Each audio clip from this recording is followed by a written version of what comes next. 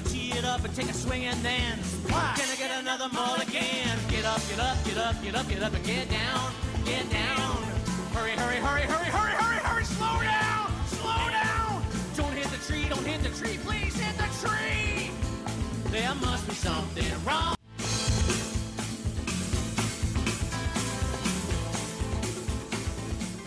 And welcome back to the Wicked Good Golf Show. We have been talking about the anchored putter and the rule change between the USGA and the R&A and how that will affect it. We also talked about the golf tip, which was swing and hit, and really getting that impact correct and using the, what was that we were using? It's just an impact bag. The impact bag. So use that impact bag, run out to the store, get one of those right away. Yeah. And tell them that Stephen Ballmer sent you there.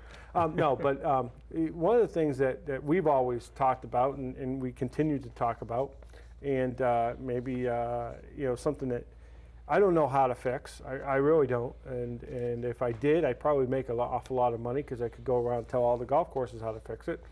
You could too, but we have different opinions on that. And that's slow play.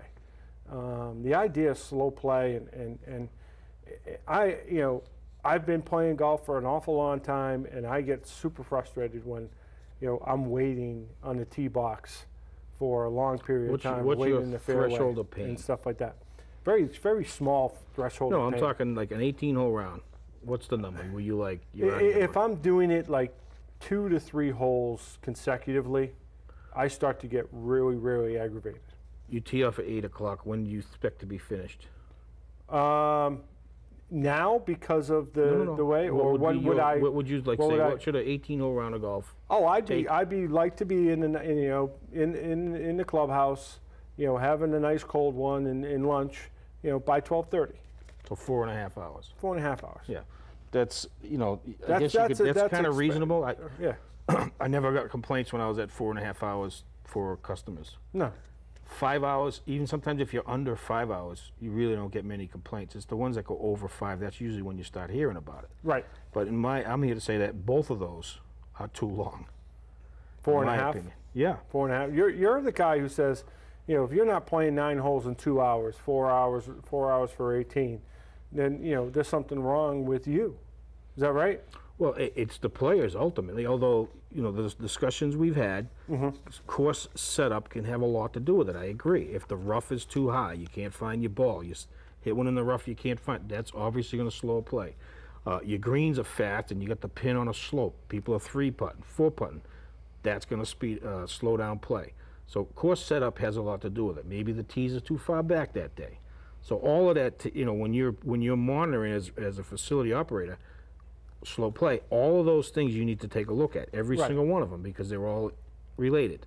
Cart paths, they take carts, are they on the cart paths or off the cart paths? Obviously that will dictate slow play.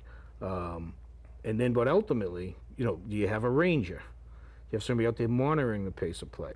And then when you do all of that as a facility operator and they're still going slow, whose fault is it now? But all right, so I can understand that you're saying you're doing all that kind of stuff, you're monitoring all that and that kind of thing. Somewhere along the line, golf courses and golf course architects decided that the harder the course, the better the course. Somewhere along the line, I'm a firm believer that they neglected to understand that golf is supposed to be fun. It's not supposed to be a torture test. It's supposed to be fun. I'm supposed to want to come back and play. A lot of that architecture happened when they started putting housing developments around. Right. And then so the plan goes in front of the golf course architect, and all right, I want 400 houses, and then figure out how to put a golf course in there. Right. Because the 400 houses is more important than the golf course. You understand? Sure. It's usually not the other way around. Right. And actually, Highfields is an exception to that, actually. Right, that course. The way they laid it out. The way they laid that out is nice. But so that was part of it. So that's when you started playing. I remember playing some golf courses down the Cape. You get off of a hole and you drive 400 yards to the next tee. Right. That type stuff. Right. So that I believe that's what started a lot of that actually. What was these developers who got involved in not only golf courses but also the development aspect wanted and houses these first, yeah. communities and Yeah. things along that line Part that of wound up doing it. But I also think it's, taking these courses I'm not disagreeing. and saying, okay, we've got the TPC Sawgrass I-117. I need to have a signature hole like that. And I'm not just going to have one, I'm going to have a couple, and I'm going to make those holes really, really difficult.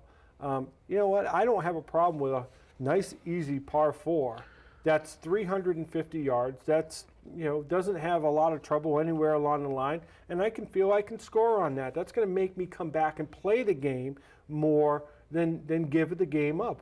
And that's one of my problems, I think, with golf at times is people give up the game because it's too hard. Oh, I agree with you. I agree with that completely. But even still, I always said this, and I'm not going to use the word on TV, but you can play lousy golf Right. fast. Doesn't can. mean you can still have to be slow and mopey. You understand? Yeah. No, I can. You can still move, and most they don't that. move. It's a little bit of social event. I understand it. People work hard all week long. They're excited to go to that golf course, 8 o'clock tee time, and they're going to enjoy themselves. And that's usually what it comes down to. Trust me, I know. They don't. You go up and ask them.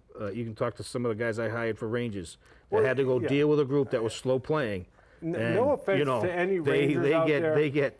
They come back to me like, Jimmy, really, I don't get paid enough to be treated like this. And no So, offense to the Rangers. You mentioned the Rangers. The Rangers, to me, are basic cosmetics. They're there for, that guy who, I need to call for backup because this guy's acting like a jerk, and he's driven the cart into the water. I don't know if you saw a picture of the guys at a golf course in Florida who decided to push the cart in the golf tournament in the water, and it's underwater. Those guys. Are they there to tell me to play faster? Is that what they're there for? It's part of their job. They do what you also said, and part of monitoring pace of play. How else would you, if you were a guy in the pro shop, you were running the golf course, how else would you know that there's a group out there that's 4 holes behind or 3 holes behind? Right. And it's like a traffic jam. Once it jams up, you're just almost dead for the rest of the day. You understand? So you can't let it get. You can't let it breathe. You can't. You got to keep them. Our policy was, look, your job is to stay up with the group in front of you, because you're only playing as fast as the groups in front of you. 1 shot behind, 1.5 shots behind, 2 shots behind, you're falling behind. Right. That's all you can do. Have you ever hit into the group in front of you? Not on purpose. That you'll tell. Usually a blind hole. No, I don't think I ever have to intentionally make them move faster. Yeah. I would never do that. You would never do that. No, my luck, I'd hit them. And maybe out. All right. I'd hit them. We got a minute left to go in the show, and that would be that would be the end of our show if you actually did hit somebody. Exactly. No, I would never do that. When you can check us out online and make sure everybody knows, go to our Wicked Good Golf homepage as well as our Facebook page. And we're still looking right now for the worst golfer that's out there. And Jimmy can give you some lessons and turn you into the best golfer. We're kind of like to do a segment on that, as well as the office pool. I don't know if you saw the office challenge. I haven't seen the show yet. There was a guy who did an office shot, and we're looking for, if you're in an office somewhere and your boss says it's okay, do your best office golf trick shot in the office, and hopefully we'll wind up doing that. So check that all out, youtube.com as well, and our Twitter page as well. So got a lot out there. We want to thank you for joining us as every week, and Barmer, thanks you. Thank you. All right, and as always, keep hitting them straight. I'm gonna go out and play some golf. My putter alone was $1,000. I'm gonna